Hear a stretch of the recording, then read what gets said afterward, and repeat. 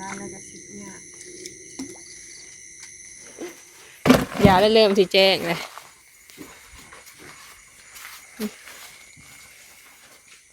ใส่ส่วนอาหารหน่อยใส่กันใส่เลยพี่น้องไปเปิดภาพมาสบายดีเด้อพ่อแม่พี่น้อง สบายดีเด้อ เบิดสุขสุขคนเนาะยามเศร้าแหละพี่น้องเนาะตอนนี้ก็คือสีเศร้าเลยแหละเพราะว่าประมาณเท่าใดเนาะเบิ่งกันเด้อ เศร้าแต่ ตีสองตีสามแล้วเนาะ นี่ สามทางฝั่งเราเขาก็สิว่า3 โมงหั่นแหละเพราะว่า2 โมง 40ปลายเลย ปลายแล้ว โดยก็พอดีผู้วงเพิ่นก็ให้เพิ่นนอนก่อนพี่น้องกินนี้เพิ่นตื่นเพราะว่ายันเพิ่นเมื่อยเนาะเวลามันนั่งอยู่ในผ้าขวานผัดเฮาเงานอนนี่บ่ได้แล้วเนาะ เลยว่าให้เพิ่นนอนก่อนเฮาอันลูกตั้งแต่ตี 1เนาะ แม่น เฮาลูกแต่ตี 1ตอนนี้ก็สิ3 โมงแล้วพี่น้อง บ่ายโมงตรงเลย พากันหนาสดหนาอันนั้นมา1ข้าวไว้แล้วทางหุ่นแล้วเนาะ1ข้าวไว้2หัวดพอดีเพิ่นว่าสิมาอันเสร็จโต๊ะแล้วก็เฮาสิปูโต๊ะเนาะ นี่ โต๊ะเต้นก็มีเด้อพี่น้องเด้อ FC เพิ่นถามว่ามีบ่วะ3 อันพุ่นเนาะ 3 โต๊ะ 3ผัว เรือนครัวอันนึง พื้นที่เพิ่นก็กว้างนะพี่น้องดินผู้วงเนาะคือว่ากว้างนะนี่ในๆนี่เอาเต็นเข้าได้2 อันโดยทางนอกอีกอันหนึ่งคออันอยู่ในดินเพิ่นนั่นน่ะเนาะ มีทางดิน แม่ เพิ่น น มันอยู่เฮ็ดกิน ช่วงนี้ก็นอนบ่อยากอิ่มปานใดเด้อพี่น้องจังใดกันเนาะเดี๋ยวก็แล้วเวียกแล้วเนาะ เข้าง่ายแล้ว แม่นเพราะว่าเฮาก็แทบสิบ่ได้นอนพุ่นแหละ อืม อันนี้ก็เที่ยวตั้งโมงปลุกอยู่ ตั้งโมงปุ๊บ มอนอนน่ะไล่ชั่วโมงเอาก็ได้เนาะเพราะว่า 3 ชั่วโมงปลายเองแหละ แม่น นอน มาซอยกันคือเก่าแหละพี่น้องมื้อนี้ก็เป็นมื้องามยามดีเด้อพี่น้องเอ้ยร่วมงานเนาะมาซอยเวียกเฮามาก่อนหมู่ตื่นก่อนหมู่ อืม เพราะว่าพามานึ่งข้าวเนาะเพราะว่าผู้เฒ่าเพิ่น นอน ผู้เฒ่ามันก็ยังบ่ทันตื่นเน่ มันก็ ก็ เมื่ นอ อน ย เฮาตื่นแล้ว ถ้าบ่มากับบ่มีเพิ่นหนึ่งบ่ได้เลยเนาะแขกคนมาเนาะ นี่ เราต้องต้อนรับเพิ่นพี่น้องแล้วก็ บ่ทันนะจ๊ะมื้อนี้ แต่สำหรับงานน้องลาตรีเนาะพี่น้องมีทั้งผู้ใหญ่หรือว่าอ้ายพามีหลายๆคนเนาะ นี่ ซอยเฮา2 คนก็สิได้พักผ่อน พี่ แน่ น้องเห็นไก่เห็นเคียงกันมาซอยแน่ แต่ว่าอันนี้แบบ ว่าง กับจักสิว่านั่นได้แหละเนาะ ว่าท้องมันก็บ่ฮู้หันน่ะพี่น้องเฮาก็บ่ได้ตีเพิ่นดอก แต่ละคนเนาะมันก็บ่คือกันพี่น้องบ่กล้าเว้าหั่นแหละขนาดเพิ่นบอกคนนี่เพิ่นยังว่าบ่เป็นมันก็แบบบ้านเฮานะให้เกียรติกันเพิ่นก็ว่าเนาะแต่ไปบอกอยู่เฮือนน่ะนะแต่ว่าอันนี้เพิ่นเฮ็ดอยู่ไสเพิ่นก็สิบอกอยู่หั่นมันก็บ่สมควรเนาะแต่เพิ่นก็บ่ฮู้มีแต่แบบทางอ้ายพามีไปบอกต่างพี่น้องถ้าบ่บอกก็บ่ได้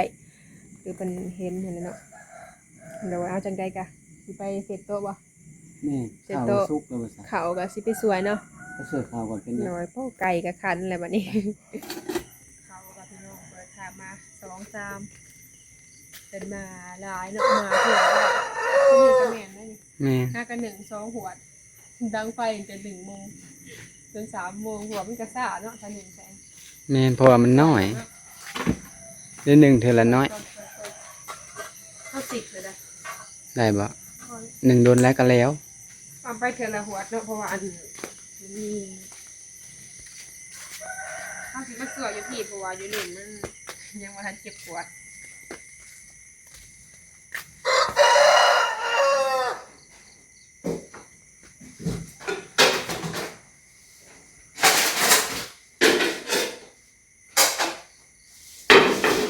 ใส่หั่นบ่ ตั้งใส่เลย สิเขาล้นอาหารเลย เนี่ยนี่อยู่เนี่ยสวยแต่ว่าเนี่ยเปื่อนเนาะเพราะว่าเพิ่น บ่ได้เบิ่งเนาะ เฮาสิ บ่ได้ล้าง ให้เพิ่นกินก็บ่ได้เลยเนาะ เอาแบบนี้ก็ได้ เห็นแบบนี้แล้วเฮาก็สวย นี่ อีกบัดนึง เฮาถอกลงเชียงสวยก็ได้ ข้าวเหนียวเนาะ พอสิกบ่ได้เป็นเด้ บ่เพิ่นก็มาซอยเวียงพี่น้อง FC ถามนี่มาซอยยามเว้นเนาะถามอีกอย่าง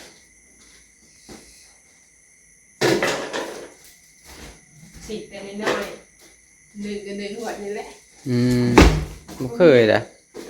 ไปใส่ในห้องพี่น้องเพราะว่าอันบ่มีเอาเลยใส่เลยมันมีโฟมมาเด้เปิดเลย กระสอบกระยังก็มันเป็นแบบไว้ใส่ข้าวเย็นเลยบ่มีแนวห้อง เอาโฟมมาอะไรก่อนเพราะว่ายันอายหอยมันออกเนาะ ตัวหน้ากระสุกแล้วบ่ ชุบแล้ว ควรนะพอดีจะไปเอา ไปเสิร์ฟตัวนี้ ซื้อใหม่เลยเนาะ แม่น ครับเฮ็ดเวียกตัวอื่น เหลือที่นี่นั่นเลย พอดีช่วงนี้มาแต่เช้าเนี่ยได้เวลาว่างก็เลยพากันถ่ายคลิปเลย เพราะว่าประมาณ4 โมง5 โมงแล้วสิมีแขกคนมาหลายมาซอยเวียกซอยงานนะก็เลยยันบ่มีเวลา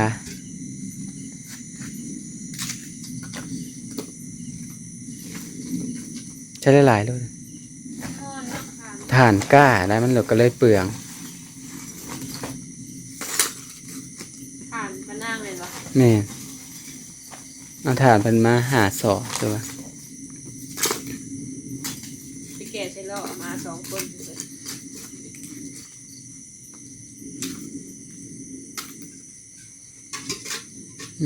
ใช่ละน้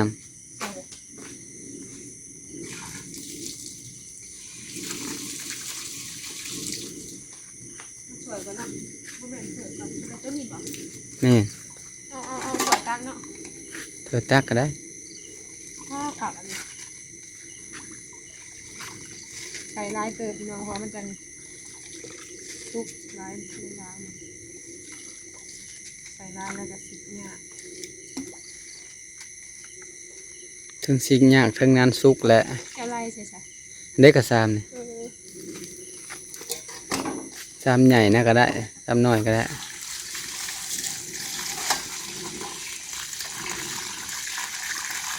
สิกไม่ได้บ่ ต้องน้ำถ่วมมันเนาะ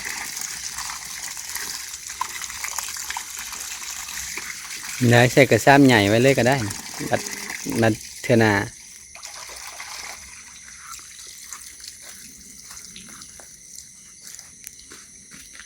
ใครแต่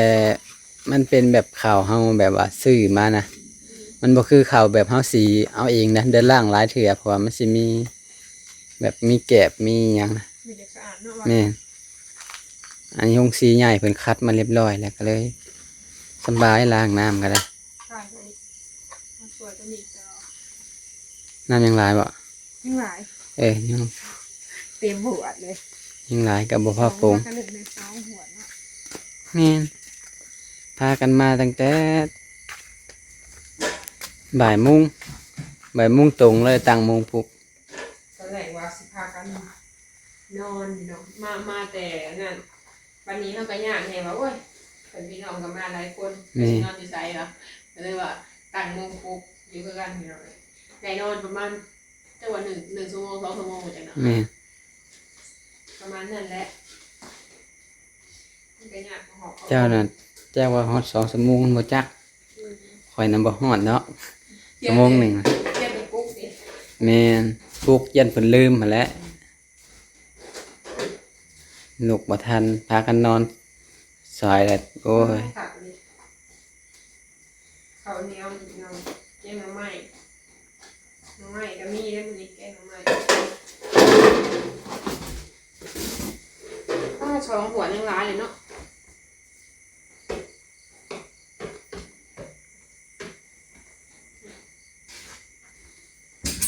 ซ้ำหนึ่งก็เจ้าว่าเต็มแล้วบ่จัก นี่เพราะเขาก็1 ซ้ำนั้นก่อนถ้าว่าเบิ้ลแล้วเขาก็1 อีกนะแต่1ไหวก่อนตัวนี้ กล่าวมันสิเบิดจังหนึ่งเนาะ นี่ หนึ่งมากก็บ่มีบ่อนไหวนี่สั่นละเรือ ครับแบบนี้พี่น้องมีจะไว้ให้กินกะซีกลางบ่แม่น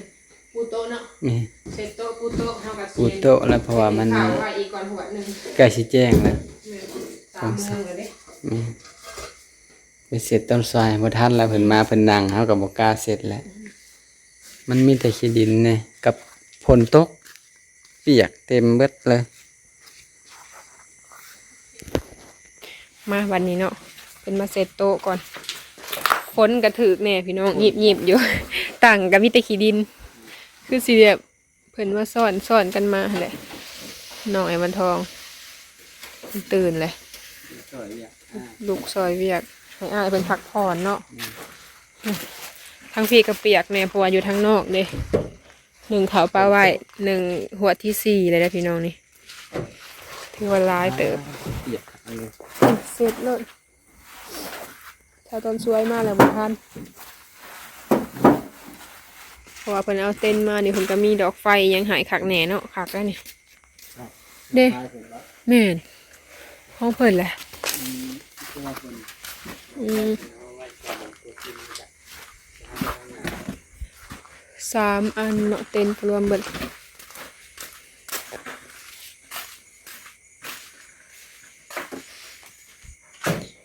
พอดีเนาะไว้นี่ก็เพราะว่าห่างๆกันแหน่มันจังคัก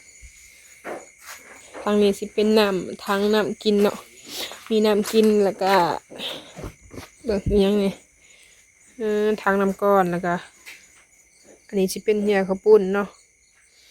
อันนี้ไว้ให้แขกคนเพิ่นมาเขาก็เอาออกไปเสิร์ฟให้เพิ่น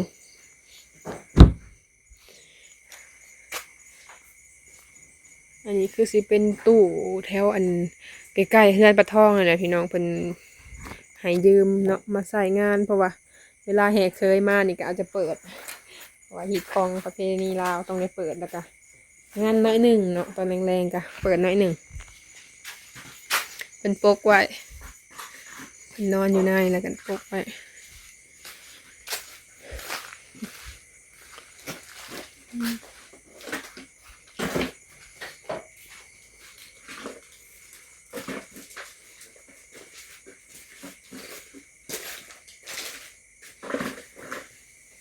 คิดว่ามี2 อันแนวเสร็จมีอันเดียวเปล่าตัวใดเสร็จแล้วต่างนั้นเอ็นหากันจังบ่หลงยังรถกระจอดเราอยู่นอกเนาะรถภายใน เจ้าของอยู่ในอันเดียวเหงาอยู่ ว่า ปิวยังไงก่อน ปิ้วไปได้แล้วไงอย่าได้เริ่มสิแจ้งเลย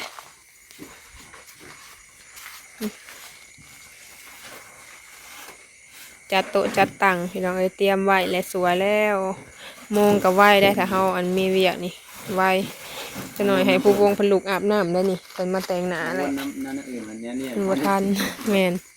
เป็นแต่งหน้าพี่น้องเจ้าสาวเนาะขอหนึ่งหน้าเพิ่นก็สิมีหอยสิวเพราะว่าไผก็มีเนาะน้องกติก็มีทางมันเป็นส่วงนะว่าแล้วก็ใส่หนาๆในแป้งก็มันจังบ่เห็น ไอ้กำลังคันมันเป็นน้ำแบบมันขึ้นบางเวลาเพิ่นเลยแต่งโดนเนี่ยมันจังบ่เห็นหอยสิวเสร็จไว้เนาะใครได้พื้นที่เพิ่นก็ถือว่ากว้างอยู่แล้วพี่น้องเลยเอาเป็นเขาได้2-3 อัน2 อันปุ๊ทางนี้ก็ถ้าว่าบ่มีบ่อนเพิ่นดังไฟแต่เก่านี่แห้งกว้างคักอันนี้เพิ่นมาดังไฟอยู่หั่นแหละยามฝนตกนี่เลยดังบ่ได้ยังโต๊ะ2 อันนั่น2 อันเพิ่นยังบ่ทันเรียนบ่บางทีเฮาได้ไปเรียนอยู่พุ่นเด้ตัวบอลเฮาหนึ่งข้าวอิหยังหั่นเด้ย่านว่าเฮาได้หนังเพราะว่าเพิ่นมาซอยเฮาก็แต่งข้าวอิหยังให้เพิ่นกินคนด้วยนะคุณเนาะคนมาหลายเลยแม่นคนไว้ทางเงินไทยคนไว้ทางหลังให้เพิ่นนั่งต่างยักษ์สุดนึง3 โมงตรงแหละ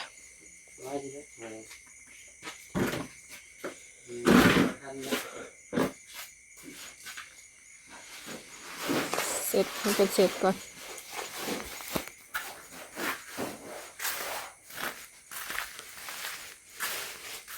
ผ้าปูเนาะเพิ่นแถมผ้าปูนำตัวปูตั้งบ่มีเนาะเพิ่นบ่ได้ให้เพราะว่ามันราคามันต้องมีราคาแพงกว่านี้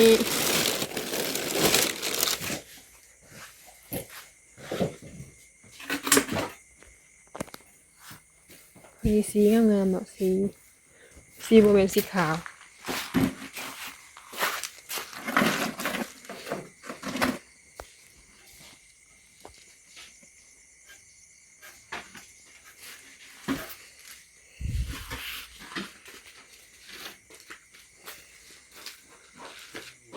มีแต่ปูโต๊ะก่อนก็ได้ต่างเสร็จตามหลัง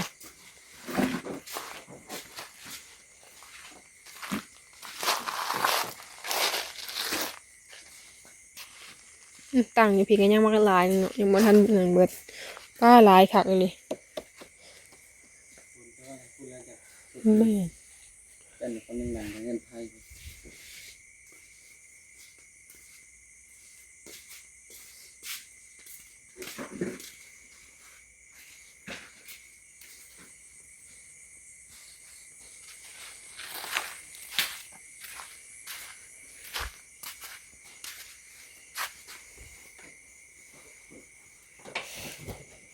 อดีคักเนาะสีนี่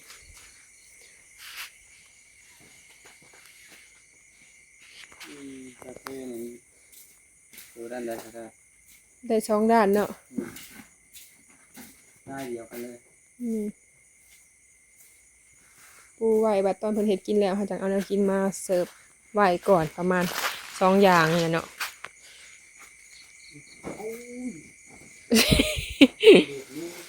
เสร็จแล้ว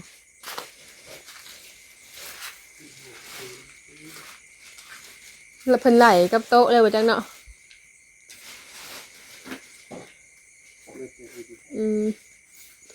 ปูอยู่ในเพราะว่าอยู่นอกแล้วยันมันถึกยันฝนตกเฮากูบ่ทันปูตัวในก่อน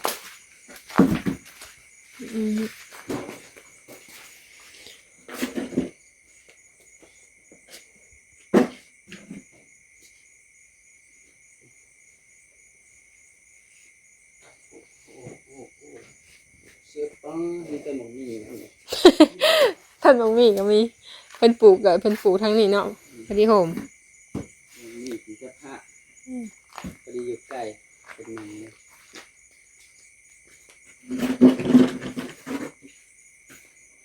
นั่งไรเป็นกระพะเอง เจะภาพเองเลยเจะภาพงานวะ ตัวอย่างแล้วแหละเป็นกระพะ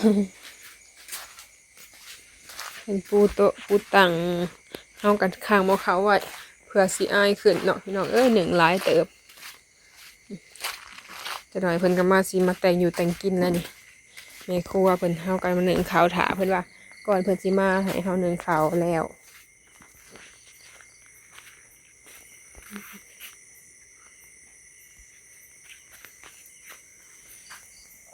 ยังว่าท่านอายขึ้นเนาะ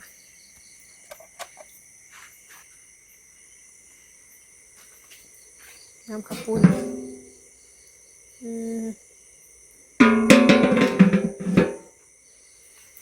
น้ำข้าวปุ้นกระหม้อใหญ่เพิ่นหนึ่งมาเพื่อไหว้พี่น้องอุทิศแขกคนหลายคนในเฮือนอีกเนาะอันนี้ก็ย่างน้อยหนึ่งเอายังเสิร์ฟบ่เบิดมีแต่หนึ่งขาวเพราะว่าพักอีกอย่างเขาก็ล่างไว้แต่ตอนแรงๆวานนี่แล้วเนาะย่างกันย่างน้อยหนึ่งเครื่องแกงเอาไม้ให้แหละล่างไว้ถ้าสิมาล่างมื้อนี้น่ะบ่ทันมันหลายอย่างพี่น้องแล้วก็จักสิว่าจังไดนี่ มันหลายแล้วมันก็บ่ทันเลยเลย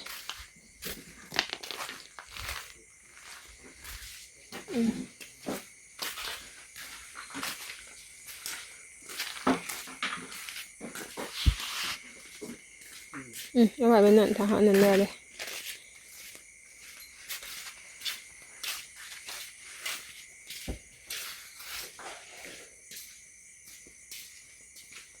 ใส่ส่วนอาหารหนึ่ง ใส่ก็ใส่แล้วแหละ บอกปกติมีไข่หานี้นะ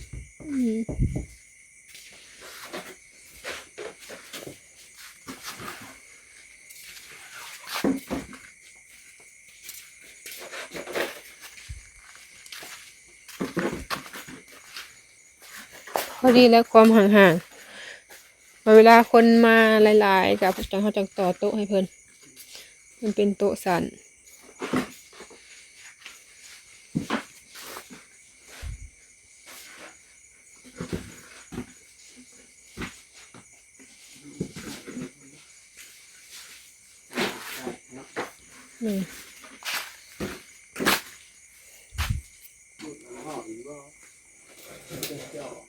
สำนักก็ได้ แต่เขาบอกให้มันถืออันนะฝนก็พอแหละได้อยู่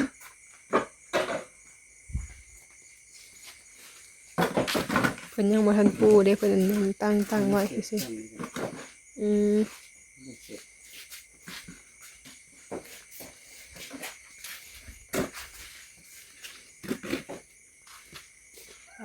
ตัดผ้ามาบัดนี้กะ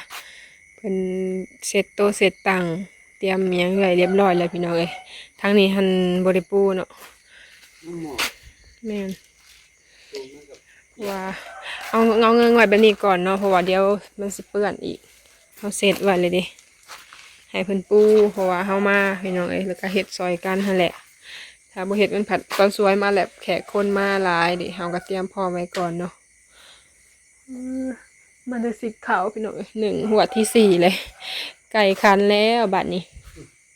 สิขาว3:22 นาทีแล้วเขากับอ้ายทวนอยู่ติโต2 หัวพี่น้องหนึ่งพร้อมกันเลยซอยกันนี่แหละนี่แหละเอาไว้ไปเห็นครัวนำเนาะ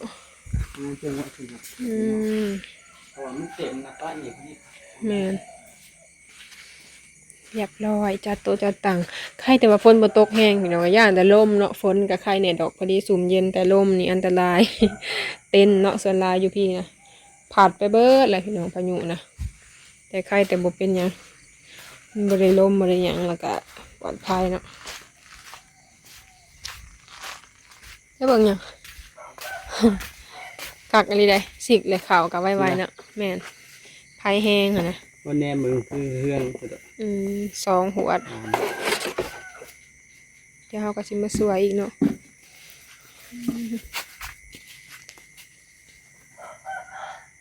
อันนี้เอาไว้ให้เมเลีย แม่นไว้ให้แม่เลี้ยง เพิ่นมาซอยเฮาก็ให้เพิ่นนั่งดีๆแล้วเนาะ กินข้าวกินยาโมนี่เป็นกินได้ แม่นแถวเฮือนพุ่นแหละเพิ่นยกให้เพิ่นมาซอยเพราะว่าทางอ้ายพามีเพิ่นหาให้มาเนาะบัดทองเพิ่นก็บ่ได้ค่อยลืงดอกโดยเนาะ เดี๋ยวอาสิไปหาซอยข้าวก่อนพี่น้อยบัดนี้ก็ข้างหม้อข้าวไว้เลยมีแต่ว่าสิขอจบคลิปแหละเนาะก็เฮาก็มาเฮ็ดเวียกยามเช้าสวยแล้วพี่น้องตอนนี้ก็เริ่มสวยเข้ามาแล้วโมงกันแล้วเนาะโมงไวๆจักหน่อยจังสิให้ผู้วงลูกอาบน้ำเพราะว่าเพิ่นสิมาแต่งหน้าประมาณ5 โมงตรงนี่แหละประมาณ5 โมงตรงหรือ4 โมงครึ่งนี่แหละพี่น้องเพราะว่า